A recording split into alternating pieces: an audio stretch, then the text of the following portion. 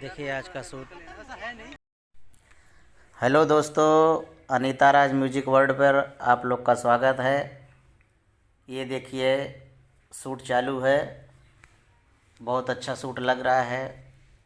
कलम बीच मुंबई में शूट चल रहा है दोस्तों। और इस चैनल को लाइक सब्सक्राइब कीजिए, बहुत अच्छा लग रहा है सर। आप लोग को बीच में ये शूटिंग चल रहा है, आप लोग देखिए, एंजॉय कीजिए। बहुत अच्छा शूट चल रहा है।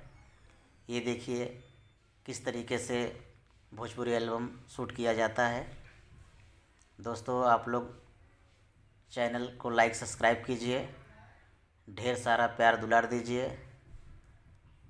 बहुत अच्छा लग रहा है, आप लोग के बीच में ये चीज़ दिखाया जा रहा है। आप लोग भी देखिए, लाइक सब्सक्राइब कीजिए।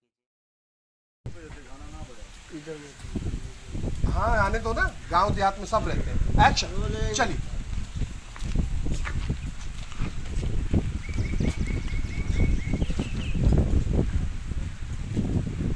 बजा दे,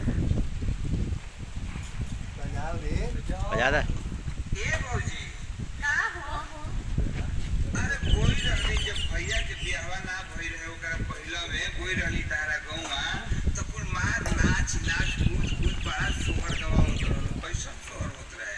अरे ना जाना कि के लइका ना भई रहे। ना ना ना ना, अरे हमरा ल तो संगतिया एगो दूसरे बात बताओ।